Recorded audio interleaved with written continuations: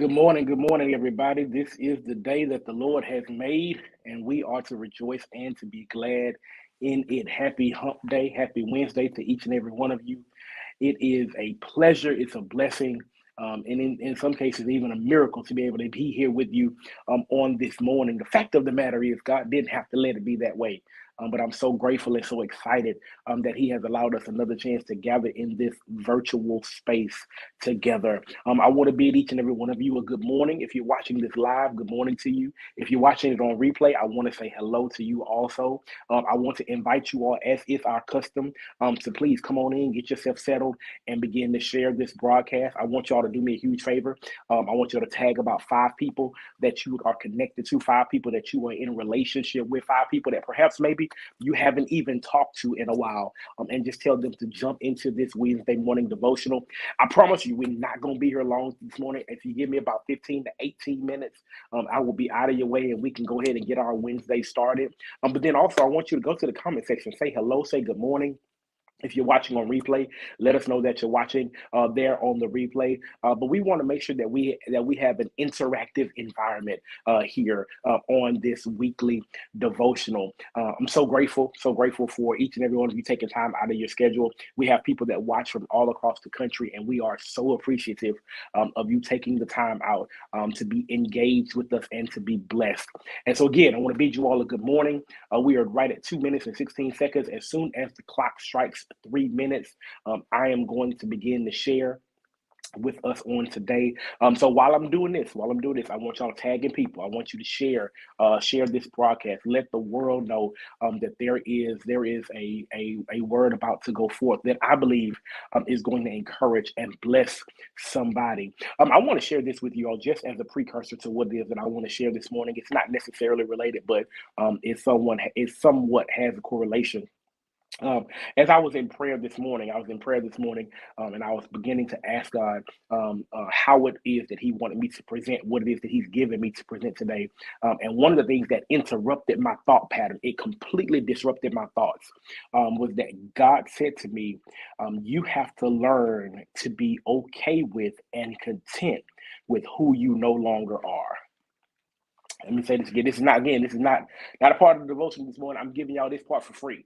Giving you this part for free. God said you have to be okay with and content with who you no longer are. God said that there are some of us that are experiencing some struggle and some resistance and some trouble. And the reason why we are experiencing this resistance is because we are still trying to be who we no longer are.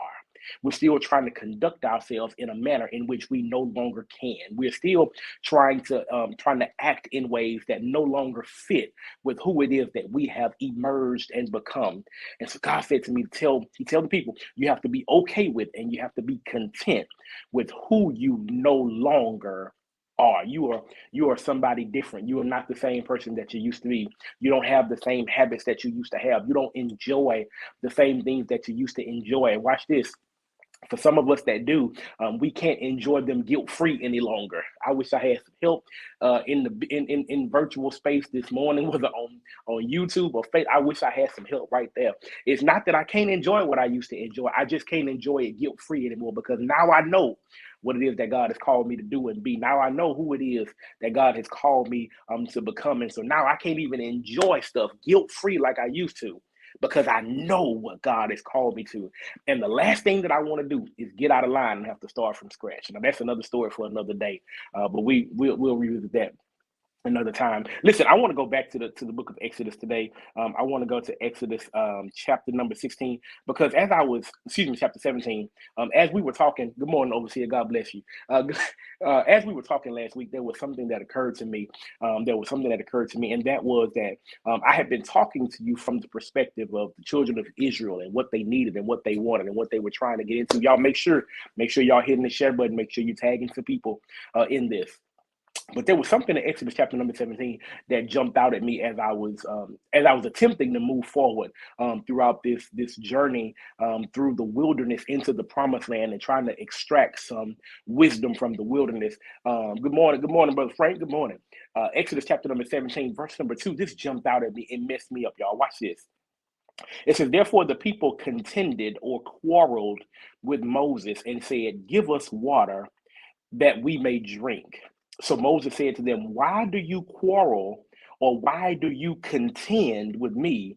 Why do you tempt the Lord? Good morning, Bishop. Glad to have you on. Good morning, Lady Chappelle. Glad to have you on as well. Y'all do me a favor, hit that share button. Hit the share button. I said, God showed me something. God showed me that, and this is for people who have the burden and the responsibility of leading somebody else. Whether you lead your family, you lead in a ministry, you lead on your job, you lead in your social circle, whatever the case may be. God gave me a word of revelation to help you on today, and that word of revelation is this: don't ever, and word of encouragement rather is this: don't ever make the mistake of thinking that where you are, you got there by yourself. That's the first thing. Don't ever make the mistake of thinking that where you are, you got there by yourself. But then the second thing is, as a leader, inevitably you are going to deal with the backlash of leading people who sometimes don't want to be led. And so watch this today, real quick, for like about the next maybe 10 minutes or so. I want to look at Moses, because Moses is caught in what I didn't realize it before now, but he's caught in a very precarious position. Moses is in a space in his life. Watch this. He has been born and reared in the house of Pharaoh. He has been exposed to the best of the best. He's drank the best wines. He's eaten the best foods. He's had the best of clothes. He's had the best of education. He has been cultured. He has been immersed in Egyptian culture, if you will, only to then cross Pharaoh by killing an Egyptian slave master and then making a great and grand escape over into the wilderness. Watch this.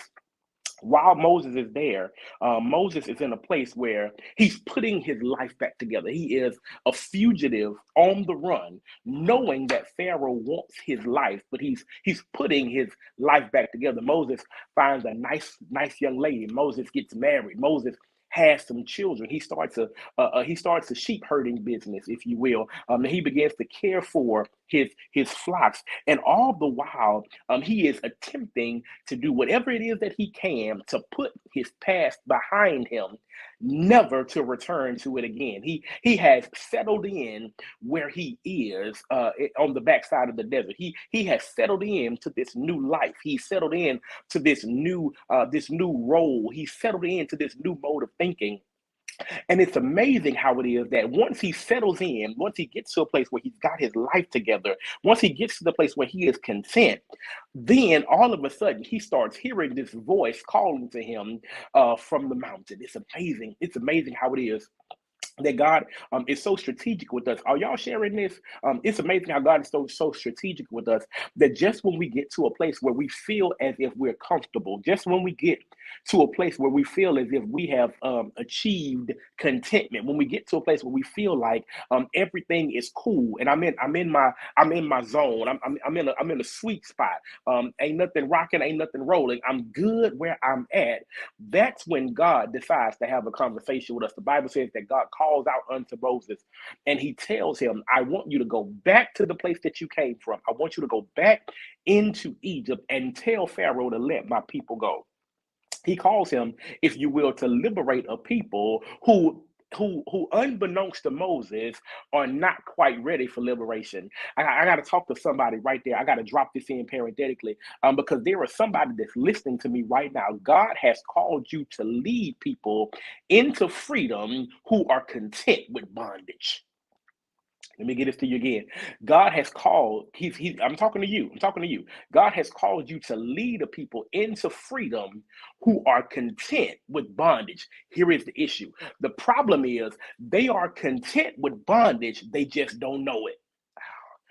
What are you talking about, Pastor Wynn? I'm glad you asked. The Bible says that the cries of the people come up before God. And as a response to the cries of the people, God begins to cry unto Moses. Watch this. When God begins to cry unto Moses, he tells Moses, I'm sending you to set free a people who have complained about their bondage. The only problem is when you set them free, they complain then about their freedom. Is there anybody out here who knows what it feels like to be called to somebody that you just cannot satisfy? Good, bad, or indifferent. It doesn't matter. Doesn't matter whether they're in bondage, they're not content. Doesn't matter whether they're free, they're not content. They always seem to have an issue about everything. Watch this. And so God dropped something in my spirit when I was looking here in Exodus chapter 17. Moses says, Moses is sick. He's sick of their stuff. Let's call a spade a spade. He is sick of them dealing with of them dealing with him in a manner as if he was not the one who led them out of bondage. He is sick of them acting like he wasn't the one that told them what God said. He's sick of them acting like he wasn't the one that told them, look, you gotta sacrifice a lamb without a spot or blemish, and you got to put the blood over the doorpost, and the death angel will pass by your house. He is sick of them acting like he wasn't the one that stood at the Red Sea and stretched out his rod over it, and the waters piled up on both sides. He is sick of them acting like he is not the one who made sure that Pharaoh's army drowned in the Red Sea behind them when they had crossed on dry land.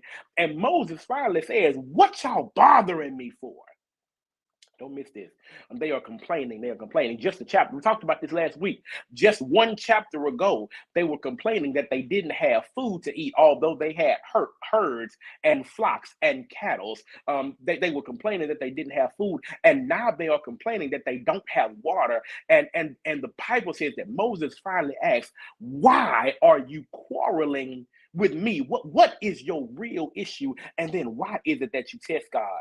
Let me give this. This is to a leader out there who I believe needs to hear this. God gave this to me to tell you, don't let the pressure of criticism cause you to forget how you got where you are. Let me get that to you again. Don't let the pressure of criticism cause you to forget how you got to where you are. The fact of the matter is, no matter how strong you are as a leader, no matter how strong you are as a parent, no matter how strong you are as a spouse or as a husband, as a mother, as a wife, as a teacher, as someone that leads, no matter how strong you are, none of us are exempt from feeling how we feel when we are criticized.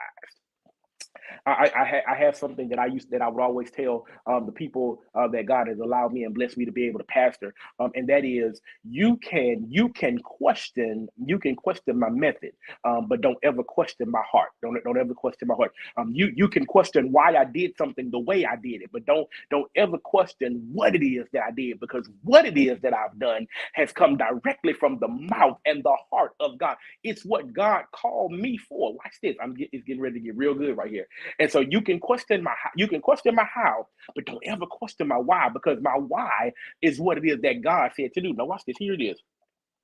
Moses is now in a real tight spot. This is why Moses is in a tight spot. Moses is in a tight spot because he had just got to the place where he was cool. He had just got to the place where he was content. He had just got to the place where everything around him was starting to calm down. He had just got to the place where he had almost forgotten that he was a criminal on the run from Pharaoh. And watch what happens. Israel thinks, don't miss this, Israel thinks that Moses got them to where they are. Israel thinks that Moses got them to where they are. In fact, it's actually the inverse. Moses didn't get Israel to where they are.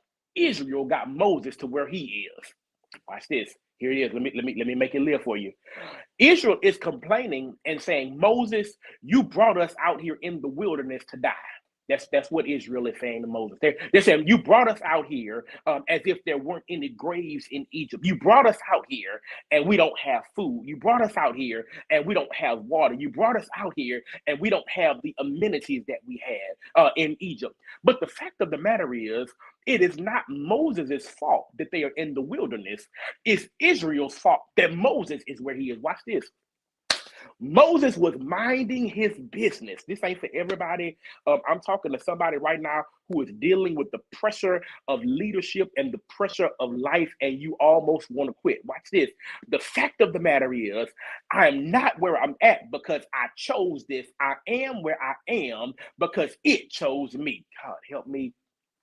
There's somebody listening to me right now. There's somebody listening to me right now. You're trying to figure out why you can't quit, why you can't push in your chips to the center of the table and walk away. There's somebody trying to figure out why you can't lay down your rod and leave this in the rearview mirror. Watch this. The fact of the matter is, Moses is where he is because Israel cried out unto God.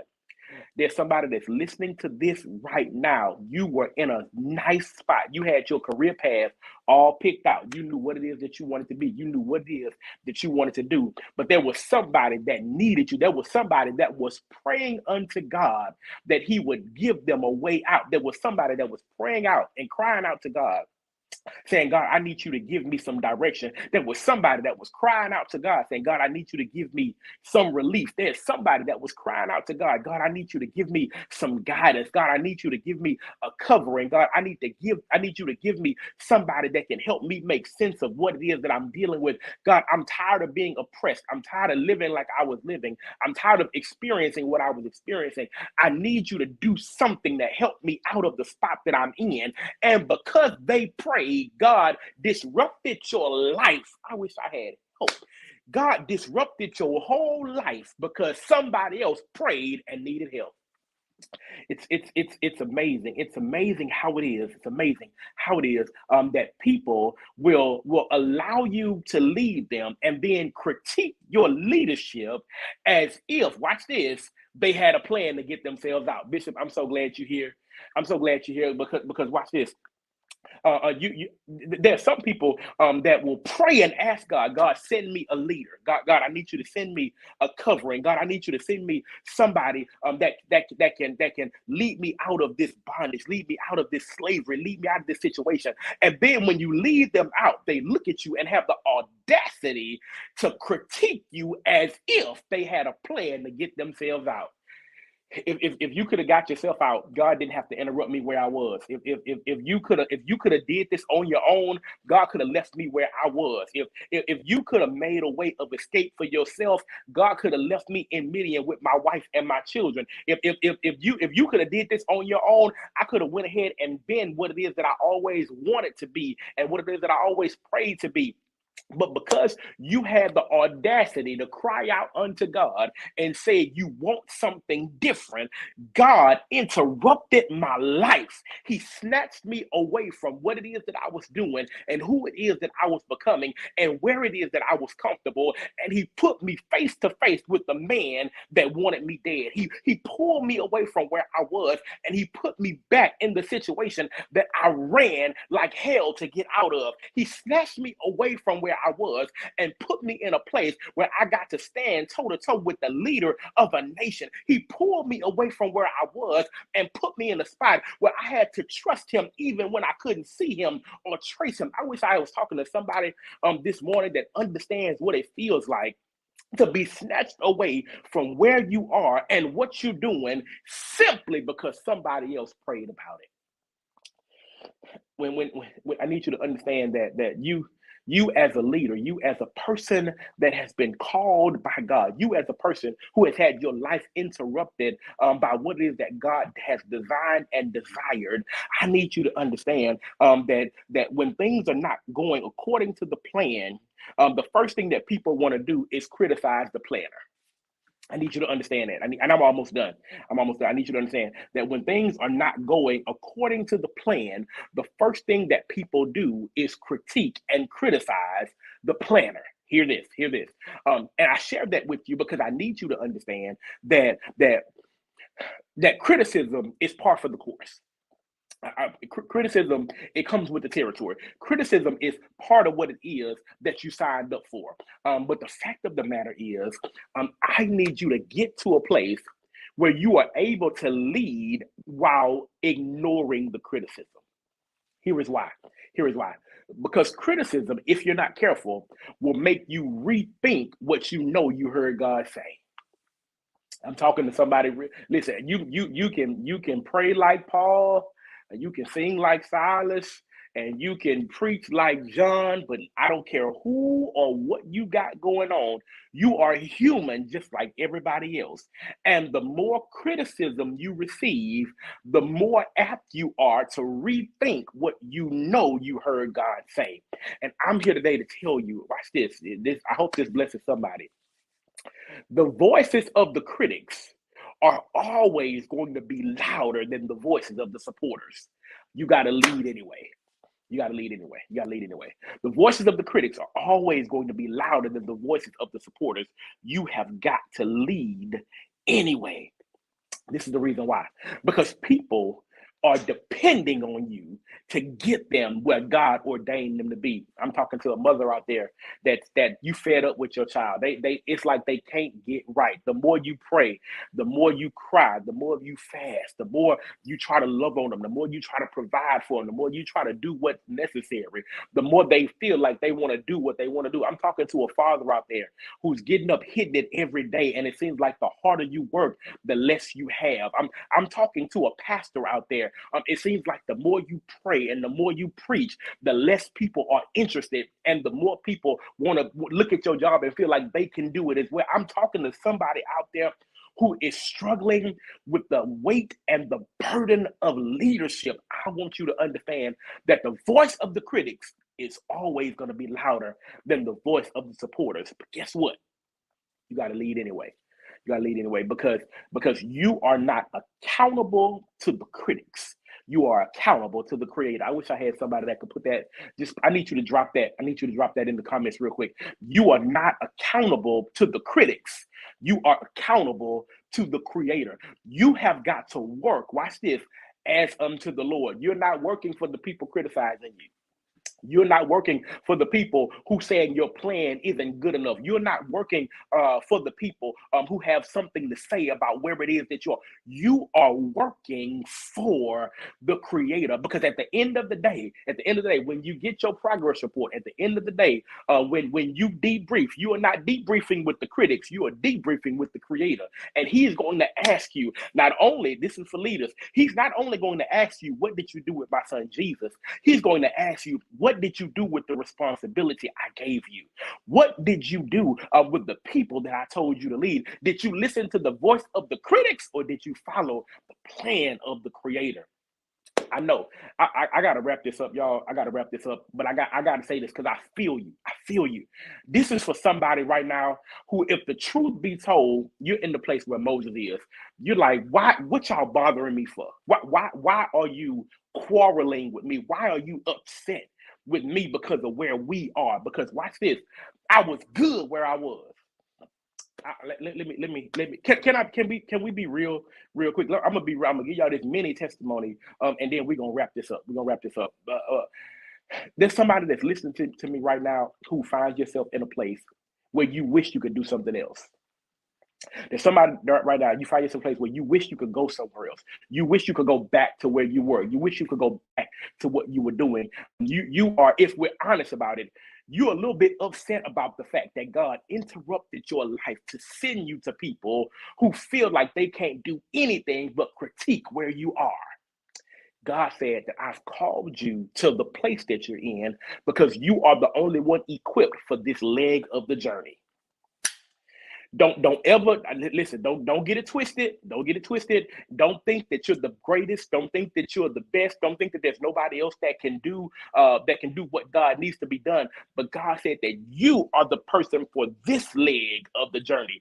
This piece of the journey, you are the one that I specifically created and gifted for this part of it. And I need you to be here, because if you're not here, then something is going to go lacking. If you're not here, something is going to go missing. If you're not here, these people that need to get Egypt disciplined out of them, it's not ever going to happen, and they're not ever going to get to the promised land. Watch this. Joshua can only lead the people around Jericho if Moses leads the people to Jericho. Watch this. I'm done. Here's a mini testimony. I've been, for those of you that know that are close to me, I've been in school for a while. I've been in school for a very long time. And I've been in and out. I joke with my counselors all the time. I tell them I'm a 3-time college dropout because I started and stopped 3 times. Watch this. And so now that I'm on the last leg of the journey, I'll be graduating in December with my bachelor's of arts in business marketing. Graduating in December, and a couple of months ago, I was having a conversation with my wife, and I was saying to her, I said, I can't believe it's taken me this long to get a 4-year degree. Watch this. Thank you so much. Thank you so much, Latrina. I said, I cannot believe it's taken me this long to get a 4-year degree. Thank you, Keisha. I appreciate you. And so as we're having this conversation, she says to me, she says something that messed me up. She says, "You're exactly where you're supposed to be, and you're where you're supposed to be at the exact time that you're supposed to be there. So don't trip about the fact that it took you so long. When it's not that you're dumb, it's not that you're stupid, it's not that you couldn't do it. That's just the way life played out." And I said, "You're right. You're absolutely right." Went to bed that night, got up the next day, and God dropped the revelation on me as soon as I opened my eyes. Watch this. God said to me, "The reason why I had to delay your arrival at the finish line is because had I not delayed your arrival at the finish line, if you had gotten this degree before now, you would not have finished what it is that I told you to do." I said, "God, you got to make that live for me because I don't understand." God said, "If I had gave you this degree before now, you would have took a job somewhere that I didn't tell you to take one at. If I had gave you this degree before now, you would have took a path that I didn't call you to be on. If I had gave you this degree before now, you wouldn't have been resolved in the fact that I called you to lead people, not lead a marketing executive, a marketing firm. If you had gotten this degree before now, you wouldn't have been settled in the fact that I called you to be a builder of people and not a builder of businesses. If you had gotten the degree before now, you were not resolved in the fact that I called you to lead people unto me, not lead people to the cash register."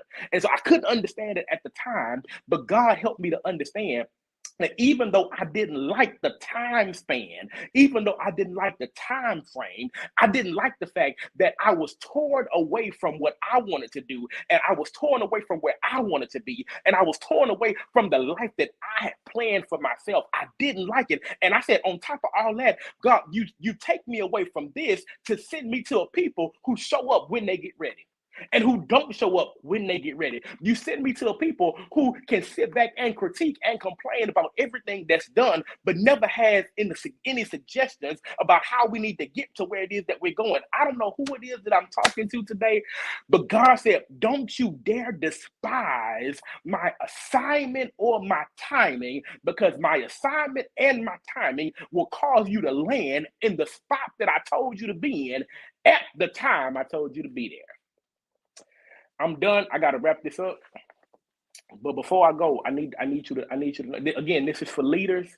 It doesn't matter what you're leading. It doesn't matter where you lead. It doesn't matter if you're leading in your family, if you're leading on your job, if you're leading at your home, if you're leading in a church, whatever the case may be. I know that it can be frustrating at times that God has ripped you away from your initial plan. I know that it can be frustrating that God has ripped you away from your comfort zone. I know that it can be frustrating that God ripped you away from the place in which you found safety and contentment. But I am here today to tell you that greatness is never found in your comfort zone. Greatness is found when you are on purpose and on your assignment. And I know some of you are saying, "I would have been good not being great." No, you wouldn't, because God has innately put something in you that causes you to rise to the top no matter where you are. I hear you. You saying, "I could have lived without all of this." No, you couldn't have, because God has put something in you that triggers you to always want to be the lead and always want to be on top. And people all your life been calling you bossy. It's not that you bossy. God just put something in you that makes other people follow you. People been talking about you all your life, saying you like to talk a lot. No, God gave you a word that other people want to listen to. I'm here today to tell you. That the voices of the critics are always going to be louder than the voices of the supporters. You've just got to get to the place where you understand that you are not working for the critics. You are working for the Creator. You are not accountable to the critics. You are accountable to the Creator. You are not accountable to the people that are looking at you and don't understand. You are accountable to the man, to the one, the only one that knew where you would be before the foundation of the world was laid. So watch this. Every hardship the Creator knew about it. Every issue, the Creator knew about it. Every criticism, the Creator knew about it. Every hard time, the Creator knew about it. Every Red Sea you got to cross, the Creator knew about it. Every Pharaoh that wanted you dead, the Creator knew about it. And He has specifically and strategically put you in a place where you will be able to overcome it. I pray that you've been blessed. I'm done. I'm out of time. Thank y'all so much for taking time to be on the devotional this morning. I want you to know I appreciate you. I appreciate you. I don't take it lightly or for granted that you've taken time to be with us today. To those of you that are watching on the replay, thank you as well. I appreciate you. I want you to know we're going to get to where it is that God wants us to be. I know that right now we're feeling a weight. I feel it. I feel it in the Holy Spirit. It's not just with me. It's not just with my friends. It's with some of you as well. There is a pulling, if you will. There is a weight that we feel. There is a burden that we are feeling because of the leadership position that God has called us to and created us to be in. But I need you to understand that though you feel that weight, though you feel that burden, though you feel that pulling and that pressure, I need you to understand and I need you to know that God has it under control and you're going to get to the place that He called you to be in. So I appreciate you. I love you. Listen, I'm done. Before I do, I want to invite each and every one of you. I want to invite you on May the 30th, May 30th, I am starting a 5-week journey, through the book I've Got Five on it. That is the book that I wrote about prayer. We are examining the 5 key areas or the 5 key pillars that influence our time in prayer. Listen, I'm going to be walking it through. I'm going to be walking through it with us. And I'm going to be helping us to develop not only a prayer schedule, but a prayer time. I'm going to be helping you to develop specific different ways that you can orchestrate your prayer time. I'm going to be walking through different confessions and helping you to formulate your own personal confessions. And so listen, if you would, I need you to go to www.adrianwynn.co, and register for the 5-week course that we're going to be doing. It's going to be flexible, but you're going to get all of the information that you need. It is going to bless your life in a tremendous fashion. If by chance you would like to sow into the word that you received on today, you can do that. The Cash App information is on the screen. I want you to know that we appreciate each and every gift that's given on every single week. We thank you. We love you. We appreciate you respecting what it is that God has put in me to give to each and every one of you. And I want you to know I appreciate you and I love you. Listen, I'm out of time. I got to get to work, but I want y'all to know that the critics' voices are always louder than the supporters, but you're not working for them. You're working for the Creator. Until we get a chance to chop it up again, I love y'all. I'm praying for y'all. I can't wait to see you all again. Can't wait to see y'all again. Y'all be blessed. I love y'all. Y'all be good.